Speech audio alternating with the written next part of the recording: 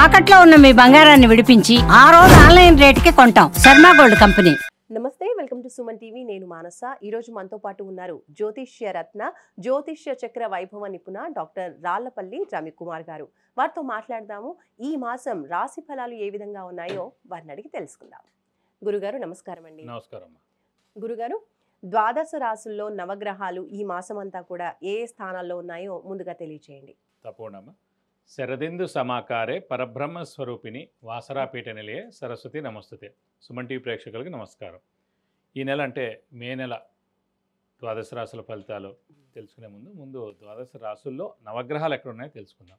ముందుగా సూర్యుడు వచ్చేసి మనకి 15 మే దాకా ఉచ్చస్థానం అయిన మేషంలో ఉంటారు. 16 మే నుంచి మనకి వృషభ రాశిలోకి వెళ్తారు. అలాగే కుజుడు వచ్చి మనకి నీచ స్థానమైన కర్కాటక రాశిలో ఉంటాడు ఈ నెలలు కూడా. నెక్స్ట్ వచ్చేసి రాహు మనకి కుంభరాశిలోకి ప్రవేశిస్తున్నాడు 18 మే నుంచి. అలాగే కేతు కూడా 18 మే నుంచి మనకి సింహరాశిలోకి ప్రవేశిస్తున్నాడు. అలాగే గురువు వచ్చేసి మనకి మిథున్ రాశిలోకి 15 మే నుంచి మనకు వస్తున్నాడు. సో ఎప్పుడైతే మనకి గురువు ఒక రాశి నుంచి ఇంకో రాశిలోకి మారుతారో పుష్కరాలు స్టార్ట్ అవుతాయి అన్నమాట.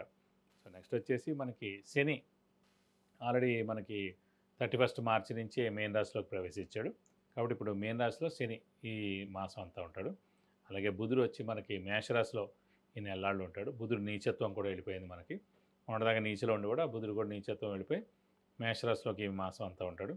అలాగే మనకి శుక్రుడు వచ్చేసి మేన్ రాశిలో ఉచ్చస్థానంలో ఈ మాసం అంతా ఉంటాడు. ఈ నెల మెయిన్గా ఏంటంటే 3 మేజర్ గ్రహాలు, మెయిన్ గ్రహాలైన గురువు, రాహు, కేతువులు మనకి రాశులు మార్పు చెందాయండి. ఉదాహరణకి గురువు మొన్నటిదాకా వృషభ రాశిలో ఉన్నవాడు 15 మే నుంచి మిథున రాశిలోకి ప్రవేశించడం. అలాగే రాహు మనకి మేన్ రాశిలో ఉన్నాడు ఏనార్థం నుంచి. అతను 18 మే నుంచి మేన్ రాశి నుంచి కుంభరాశిలోకి ప్రవేశించాడు. ఏనార్థం అంతా ఇక్కడే ఉంటాడు. అలాగే గురువు సంవత్సర కాలం అంతా మిథున రాశిలో ఉంటాడు.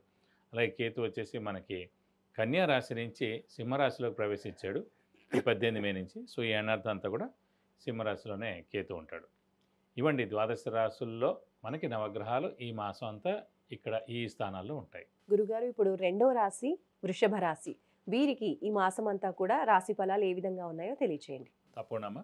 వృషభ రాశి అనగానే మనకి కృత్తిక 2, 3, 4 పాదాలు, రోహిణి 1, 2, 3, 4 పాదాలు, మృగశిర 1, 2 పాదాలు, ఈ నక్షత్రాల సమూహం అంతా మనకి వృషభ రాశిలోకి వస్తుంది. ఈ రాశి వారికి ఈ నెల నుంచి చెప్పుకున్నాగా ఇందాకే 15 మే నుంచి గురుబలం స్టార్ట్ అవుతుంది. అలాగే శని ఆల్రెడీ లాభస్థానంలో ఉన్నాడు 31 మార్చి నుంచి. అలాగే రాహు, కేతు కూడా, కేతు చతుర్థ స్థానంలో ఉన్నాడు, రాహు దశమ స్థానంలో ఉన్నాడు. సో 4 గ్రహాలు పరిపూర్ణంగా ఉన్నత స్థానంలో ఉన్న రాశి వృషభ రాశి అండి. సో 12 రాశుల్లో మనం పోల్చుకుంటే కనుక వృషభ రాశికి మెయిన్ గ్రహాలైన రాహుకేతు, గురు, శని పరిపూర్ణంగా బాగున్నారు. అలాగే తులారాశికి చాలా బాగున్నారు. ఈ వృషభ రాశి వారికి ప్రస్తుతం ద్వితీయ స్థానంలో గురువు ఉన్నాడు. ద్వితీయ స్థానం అంటే కుటుంబ స్థానం, నేత్రస్థానం, వాక్స్థానం, ధనస్థానం. సో ధనానికి ఏ ఇబ్బంది ఉండదు. అలాగే కుటుంబంలో ఏం తగాదాలు ఉండవు. కుటుంబం చాలా బాగుంటుంది. కుటుంబం అంటే మనకి అవివాహితులు వివాహం అవడం, అలాగే సంతానం లేని వారికి సంతానం కలగడం. సో అవంతా కూడా మనకు ఒక కుటుంబంలా ఏర్పడుతుందన్నమాట. నెక్స్ట్ వచ్చేసి ధనస్థానం కూడా గురువు ఉన్నాడు. ధనస్థానం కూడా అయింది ద్వితీయ స్థానం. సో ధనానికి ఇబ్బంది ఉండదు. అలాగే వాక్స్థానం కూడా వాక్స్థానంలో కూడా గురువు ఉన్నాడు. సో వాక్కుకే ఇబ్బంది ఉండదు. మనం అనుకున్న పనులన్నీ జరుగుతాయి. మనం మాట్లాడిన తర్వాత ఖచ్చితంగా పనులు జరగకుండా అంటూ ఏముండదు. సో వాక్స్థానంలో ఉండే ప్రొఫెషన్స్, జాబ్స్ ఉన్నవాళ్ళు, న్యూస్ రీడర్స్ కానివ్వండి, మీలా యాంకర్స్ కానివ్వండి, సో ఎవరైనా సరే మార్కెటింగ్ పీపుల్ కానీ ఎవరైనా సరే వాక్తో సంబంధించిన వాళ్ళు ఎవరైనా ఉన్నా కూడా, ఉద్యోగస్తులు కానీ ప్రొఫెషనల్స్ కానీ ఈ యూట్యూబ్ రన్ చేసే వాళ్ళు కానీ ఎవరైనా కూడా వీళ్ళందరూ కూడా అత్యద్భుతంగా ఉంటుందని చెప్పుకోవచ్చు అన్నమాట.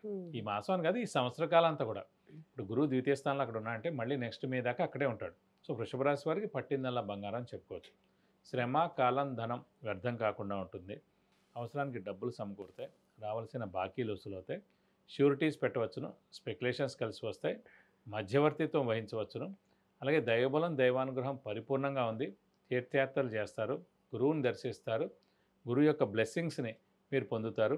అలాగే నిరుద్యోగులకు ఉద్యోగం రావడం, ఉద్యోగస్తులు promotions, name and fame, boss నుంచి మన్నన, ఇవన్నీ కూడా పొందుతారు. అలాగే ఆరోగ్య, ఆయుష్ కూడా బాగుంది. అలాగే మంచి వెహికల్ కానీ 2 వీలర్ ఆర్ 4 వీలర్ కొనేందుకు అవకాశం ఉంది. మెయిన్గా ద్వితీయ స్థానంలో గురువు ఉన్నప్పుడు ఈ సంవత్సర కాలం అంతా కూడా వృషభ రాశి వారు అస్సలు టైం వేస్ట్ చేయకూడదు. ఎందుకంటే మెయిన్గా వివాహం, సంతానం విషయంలో, ఎందుకంటే వివాహం లైఫ్లో ఒకసారి అవుతుంది. సంతానం కూడా ఒకళ్ళు కానీ ఇద్దరు కానీ ఉంటారు. కాబట్టి ఇది సరైన సమయం అనమాట. ఎవరైతే అనుకుంటున్నారో, ఎవరైతే ప్లాన్ చేసుకుంటున్నారో వివాహం కోసం కానీ సంతానం కోసం ఖచ్చితంగా అవివాహితులు వివాహం అవుతుంది, సంతానం లేని వారు సంతానం కలుగుతుంది. ఇంత గురుబలం అనేది సాధారణంగా రాదు. ఒక గురుబలమే కాకుండా శని బలం కూడా పరిపూర్ణంగా ఉంది. శని ప్రొఫెషన్ కారకుడు, వృత్తి కారకుడు కూడా. సో ఖచ్చితంగా ఉద్యోగం వస్తుంది, అలాగే ప్రొఫెషనల్స్కి సక్సెస్ ఉంటుంది వాళ్ళ ప్రొఫెషన్స్లో, అలాగే ఆరోగ్య ఆయుష్ కూడా బాగుంటుంది. ఎందుకంటే ఆయుష్ కారకుడు, ఆరోగ్య కారకుడు కూడా ప్రతి మనిషికి శని అండి. సో అత్యద్భుతంగా ఉంటుంది ఈ మాసం అంతా వృషభ రాశి వారికి. మరి వృషభ రాశి వాళ్ళు ఈ మాసంలో వివాహం అయ్యే అవకాశం ఉందంటారా గురుగారు? ఇందాక అది కూడా చెప్పానండి. గురువు మెయిన్ ద్వితీయ స్థానంలో ఉండడం. గురువే మామూలుగా ఏంటంటే వివాహానికి కూడా కారకుడు అవుతాడు. కుటుంబ స్థానం బాగుంది అన్నారు. కుటుంబ స్థానంలో గురువు ఉన్నాడు. సో కుటుంబం ఏర్పడుతుందని చెప్పుకున్నాం. సో కుటుంబం ఏర్పడ్డా అంటేనే వివాహం అన్నమాట. సో ఖచ్చితంగా ఏదైనా సరే మానవ ప్రయత్నం చేయాలండి. ఇప్పుడు అందరికీ ఇప్పుడు వృషభ రాశి వారు చాలామంది వివాహం కాని వారంతా ఈ సంవత్సరం కాలంలో వివాహం అవుతుందని చెప్పుకున్నాం. కానీ అమ్మాయి రెడీగా లేకపోయినా, అమ్మాయి మనస్ఫూర్తిగా వివాహం చేసుకోవాలని లేకపోయినా, లేదా అబ్బాయి పెళ్ళికి రెడీగా లేకపోయినా, అబ్బాయి కూడా ఈ సంవత్సరం వద్దని మనస్ఫూర్తిగా అతను ఇంట్రెస్ట్ చూపించకపోయినా కూడా వివాహం ఆలస్యం అవుతుంది. ఎప్పుడైతే ఏ వ్యక్తి అయినా సరే వాళ్ళు రెడీగా ఉండి మనస్ఫూర్తిగా నేను వివాహానికి రెడీగా ఉన్నాను, నేను వివాహం చేసుకోవాలనుకుంటున్నాను అని ఎప్పుడైతే రెడీ అవుతారో అప్పుడు ఈ గురుబలం కూడా వస్తుందో అప్పుడు ఆ సమయంలో వివాహం అవుతుంది. కాబట్టి మీరు ఖచ్చితంగా ఈ సంవత్సరం చాలా బాగుంది కాబట్టి వివాహం ఖచ్చితంగా అవుతుంది. కాబట్టి మీరు మానవ ప్రయత్నం అనేది ఖచ్చితంగా చేస్తే వివాహం అవుతుంది. గురుగారు, మరి ఈ మాసంలో వృషభ రాశి వాళ్ళకి సంతానం కూడా కలిగే అవకాశం ఉందంటారా? అంటే సంతాన కారకుడే ఏ వ్యక్తికైనా గురువు అండి. అలాంటి గురువు ద్వితీయ స్థానంలో చాలా ఉత్తమంగా ఉన్నాడు, ఉన్నత స్థానంలో ఉన్నాడు గురువు. సో గురువే సంతాన కారకుడు కూడా అయ్యాడు కాబట్టి గురువు శుభాల్ని చేకూరుస్తాడు. కాబట్టి ఖచ్చితంగా ఈ మాసం లేదంటే ఎందుకంటే ఈ సంవత్సర కాలం అన్నమాట. నెక్స్ట్ మే దాకా గురువు అక్కడే ఉంటాడు. సో నెక్స్ట్ మే లోపల ఎప్పుడైనా సరే కన్సీవ్ అవ్వచ్చు, లేదంటే సంతానం కలిగేందుకు అవకాశాలు ఎక్కువగా ఉన్నాయి. సో మనం కూడా కష్టపడాలి, మనం మానవ ప్రయత్నం చేయాలి, మనం కూడా అనుకోవాలి. చాలామంది ఏంటంటే ఈ ఏడాది వదిలే, మొన్నే పెళ్ళైంది కదా, నెక్స్ట్ ఏడాది చూద్దాం, 3 ఏళ్ల తర్వాత చూద్దాం ఇలా అనుకుంటుంటారు. కానీ మనకి గురుబలం ఉన్నప్పుడే ఏం ప్రాబ్లం లేకుండా, ఏ బెడ్ రెస్ట్ తీసుకోకుండా, ఎక్కువసార్లు డాక్టర్స్ దగ్గరికి వెళ్లకుండా, మన హెల్త్ బాగుండి బెస్ట్ అబ్బాయి లేదా బెస్ట్ అమ్మాయి మనకి కరెక్ట్ టైంలో మంచి జాతకం, మంచి గ్రహాలు ఉన్న పొజిషన్లో ఉన్నప్పుడు పుట్టే సమయంలో పుడితే చాలా మంచిది. అంతేగాని మనం దాన్ని పోస్ట్ పోన్ చేసామండి. ఇప్పుడు ద్వితీయ స్థానంలో ఉన్నాడు గురువు, చాలా బెస్ట్ పిల్లలు పుడతారు. నెక్స్ట్ ఏడాది అనుకోండి తృతీయ స్థానంలో ఉన్నాడు, మామూలుగా ఉండొచ్చు అలా మాట. సో ఎప్పుడైతే మనకు గురుబలం ఉంటుందో ఆ ఏడాది కనుక కన్సీవ్ అయినా, ఆ ఏడాది కనుక పిల్లలు పుడితే ఆరోగ్యంగా ఉంటారు, సక్సెస్ కూడా అవుతారు. సో గురుగారు, ఇంకా ఈ మాసం అంతా కూడా బాగుండాలి, కలిసి రావాలి అంటే ఇంకా ఏ పరిహారాలు పాటిస్తే బాగుంటుంది వృషభ రాశి వాళ్ళు? వృషభ రాశి వారికి అంటే ఒక చతుర్థ స్థానంలో కేతు ఉన్నాడు కాబట్టి కేతు రిలేటెడ్ మనం పరిహారాలు చేసుకుంటే చాలా మంచిది. కేతు అనగానే మనకి వినాయకుడు ఎక్కువగా పూజించడం.